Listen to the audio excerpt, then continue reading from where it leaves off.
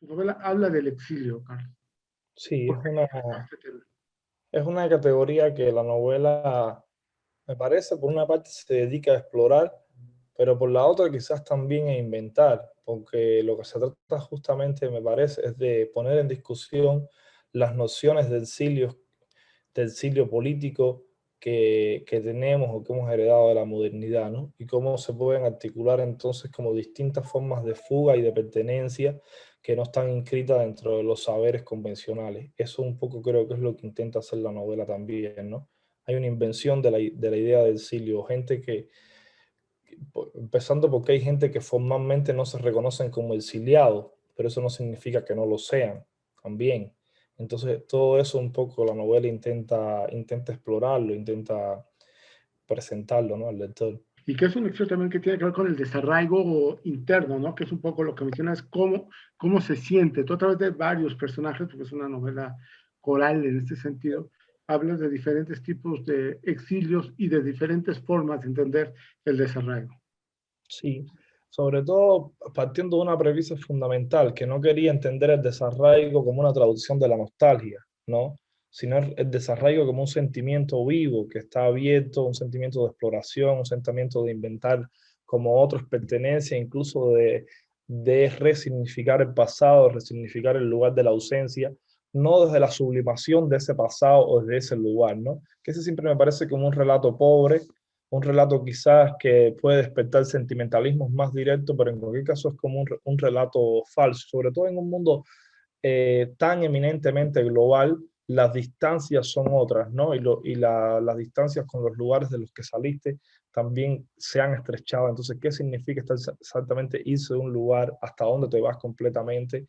Hoy es posible, por ejemplo, vivir en otro país y seguir manteniéndote al día con la cabeza en los acontecimientos y en los sucesos en el lugar en el que no estás. Difícilmente hace 50 años hubiera podido ser posible, ¿no? Mantenerse el tiempo real al tanto de lo que está ocurriendo en otro sitio. Entonces, hay muchos exilios que ocurren solo, por ejemplo, en el plano del cuerpo, pero no en el plano mental. ¿Y eso qué significa exactamente? Entonces, explorar todas esas cosas, ¿no? ¿Tú te sientes exiliado? ¿Tú cómo llevas esa idea? Por ejemplo, has vivido aquí en México, vives en Estados Unidos. Claro, yo lo que he intentado hacer en Falsa Guerra y he intentado hacer también en textos periodísticos, en ensayos, y todavía es una cuestión en la que me interesa, porque es afortunadamente un concepto que me parece que da para mucho más, es tratando de leer o de traducir, si soy un exiliado, entonces ¿cuál es este exilio? ¿No? Porque lo que sí no soy es un exiliado en la manera en la que antecesores míos se leían como exiliados. Ese no es el lugar que yo ocupo. Pero sin embargo, no vivo en el país en el que nací, y he establecido relaciones muy íntimas con otros sitios, ¿no? Entonces, por ejemplo, ¿y exiliado de dónde también? Porque yo he salido de Cuba, pero luego no he permanecido nunca completamente en ningún lugar. Entonces, como la novela también se encarga un poco de eso, ¿no? Como un poco tránsito en el aire o en zonas de humo que no terminas de establecerte. Y yo, en el plano personal, un poco he dilatado, digamos, la permanencia estricta en un sitio. Y eso ha repercutido luego en la manera en que he pensado determinadas ideas, entre ellas mi exilio, mis lugares de pertenencia, y eso finalmente termina tributando a mis textos, ¿no? A una novela como Falsa Guerra, que está escrita desde ahí, desde esas preguntas. Uno de tus personajes escribe en algún momento, no perteneces a un lugar hasta que lo desprecias, ¿no? O sea, que es esta relación amor-odio, ¿no? Que se tiene. Exacto, sí, porque normalmente la seducción o em, que aprecio un lugar es un sentimiento, primero, mucho más rápido, más directo, también puede ser mucho más efímero, pero sobre todo mucho más falso. Me parece que uno conoce un lugar en la medida en que empieza a verle siempre las costuras a ese lugar, en que deja de sublimarlo, ¿no? Y establece una relación afectiva entonces mucho más íntima con ese sitio. Básicamente, uno pertenece a un lugar cuando logra despojar completamente al turista que uno siempre es en todos los lugares. ¿Tú perteneces a Cuba? Sí, sin duda. Básicamente porque Cuba depende de mí. Entonces es un sitio que yo puedo, es un sitio elástico, no es un sitio cerrado, porque esta Cuba que nosotros estamos hablando es sobre todo una ficción. Ujú. Si hablamos de Cuba en términos de nación, en términos de convención histórica, en términos de poder político, es una Cuba a la que no pertenezco, pero es una Cuba sobre todo que yo estoy, que mi forma de leer los hechos y los relatos que yo intento establecer pasarían por la extinción de ese tipo de nociones sobre Cuba, ¿no? Por el enfrentamiento deliberado a ese tipo de lectura de lo que un país es. Entonces, sí, sin duda pertenezco a Cuba porque es una categoría que también depende de mí inventarla y habitarla. Tu obra, y está la parte de Miami, la parte que está en Estados Unidos, de Cuba, que es muy importante y que pues, es como que la gran tensión entre esa Cuba y la Cuba de la isla, ¿no? Exacto, porque una isla, primero, antes que por cualquier condición histórica, por su condición geográfica, se establece en relación con el afuera. Y Cuba no ha sido nunca un lugar que pueda leerse desde el territorio particularmente comprendido como tal. No hay una idea de Cuba, incluso desde que esa idea se lanza a comienzos del siglo XIX, una idea que es pensada desde el destierro, una idea que es pensada desde la distancia, una idea que es pensada con el mar de por medio. Esa noción del mar de por medio es fundamental a la hora de imaginar Cuba y de entender Cuba, ¿no? Desde básicamente su formación por las primeras personas que intentaron aprender o sentirse cubanos hasta ahora. Ujú. Entonces es ahí donde entra Miami, es ahí donde entra esa idea desde básicamente cualquier lugar, porque es una idea finalmente porosa y abierta. Desde tu generación también se nota una idea más desromantizada de Cuba, ¿no? Sí, mi generación no tiene que pagar el peaje sentimental que han tenido que pagar generaciones anteriores. O sea, no hay nada de lo que desprenderse, no hay nada que dejar atrás, ¿no? Nosotros ya nacimos, crecemos en una zona de nadie, donde ya básicamente la utopía, la idea de la revolución, han sido desmontadas por los hechos, por la realidad, aunque se mantenga en el discurso político, y nosotros no tenemos, digamos, como ese tipo de sujeción o de arraigo a una doctrina finalmente, como lo pueden tener generaciones anteriores. Varios autores intelectuales me han comentado que la solución para el momento que vive actual Cuba atraviesa necesariamente por la revolución, no negándola. ¿Y cuál es tu opinión en este sentido? No, lo que pasa es que no puede haber una negación del momento revolucionario, que es otra cosa. La idea de la revolución como institución, primero hay un contrasentido, el mismo contrasentido que hay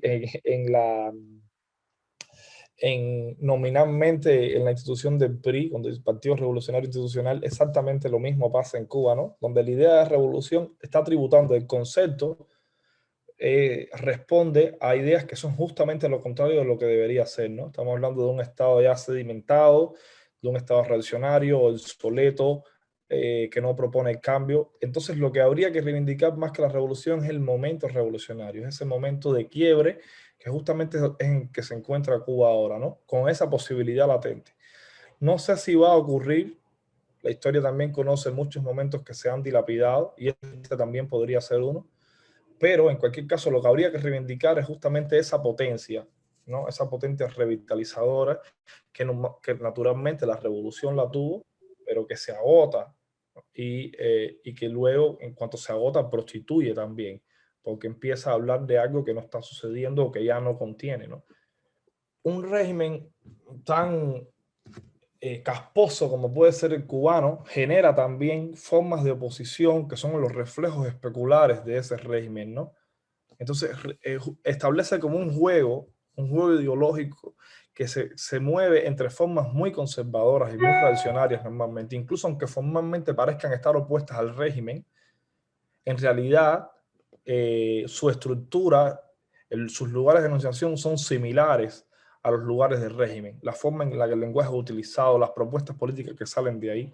Creo que también hay zonas de resistencia, naturalmente, creo que hay lugares, afortunadamente, que están pensando Cuba desde otro lugar, pero no sé si son lo suficientemente poderosos como para establecer un cambio en Cuba y que inevitablemente caigamos en una trayectoria democrática o en vías a la democracia, ¿no? A mí me parece que Cuba es ya un país donde más que detrás de toda la retórica estalinista, de toda la retórica del socialismo real, lo que hay son las estructuras del capitalismo de Estado y que se está moviendo sin duda de manera muy poco imaginativa, pero que se está moviendo hacia una liberación de la propiedad privada con un autoritarismo político, ¿no? como muy fuerte. Me parece que va a ser muy difícil desmontar esa estructura, aunque bueno, nada me gustaría más, ¿no? Tiene mucho que ver con la carga simbólica que tiene para Latinoamérica, ¿no? Pues hay generaciones que, vamos, que Cuba representa todo lo que creyeron en la adolescencia, ¿no? Y en su vida, pues. Totalmente, sí, te das cuenta que hay una relación con Cuba que es mucho más particular de la que puede haber con otro contexto porque tiene una carga justamente sentimental, ¿no? Y establece otras identidades también. Y es muy difícil, evidentemente, separarse o soltar amarras sobre lo que te constituyó a ti emocionalmente. Lo que pasa es que eso se convierte en un ejercicio cínico, en un ejercicio corrupto y en un ejercicio condenable moralmente en cuanto empiezas a negar los hechos o la realidad. La narrativa del tema del bloqueo, de la relación con Estados Unidos, también tiene un peso importante, ¿no? Es el chivo expiatorio de todos los males del régimen, ¿no? En ese sentido sigue siendo como la carta, la excusa que juegan para explicar cualquier ineficiencia, cualquier mala administración, cualquier error político o error económico que cometan. Y, y a mí me parece que es más funcional al régimen del daño que le hacen. Además de que me parece justa su eliminación, me parecería como una buena jugada política tratar de quitarle al régimen esa excusa que tiene para todo, ¿no? Porque es evidente que las razones por las que Cuba está colapsada son razones que en cualquier caso trascienden al embargo económico, ¿no? Tienen que ver sin duda con responsabilidades individuales y particulares de los cubanos y de sus dirigentes. ¿Cuál es el mejor escenario posible? Que entre lo deseable y lo posible, ¿cuál es el punto que tú ves? No lo sé, porque yo actúo políticamente desde un lugar, aunque naturalmente me gustaría que hubiera resultados, pero lo hago por una cuestión sobre todo moral, por una cuestión ética. Independientemente de los resultados directos, me parece que hay que actuar, me parece que hay que incidir. Y aunque esos resultados se vayan a ver o no se vayan a ver. Entonces yo tengo por ahí muy poco sentido pragmático y también si se quiere, como muy pocas luces para leer de manera inmediata lo que va a suceder o cómo eso va a repercutir, ¿no? A mí me parece que en ese sentido actúo y leo las cosas de manera más intuitiva. Me parece que es más fácil dilucidar qué es lo justo y qué no es lo justo, qué es lo que qué es lo que va a pasar o qué es lo que no va a pasar, ¿no? Ese cálculo yo no sabría hacerlo. Entonces, en ese sentido, a mí me parece que una de las cosas que puede ser muy beneficiosa es que la sociedad civil se ha seguido fortaleciendo, de que ha habido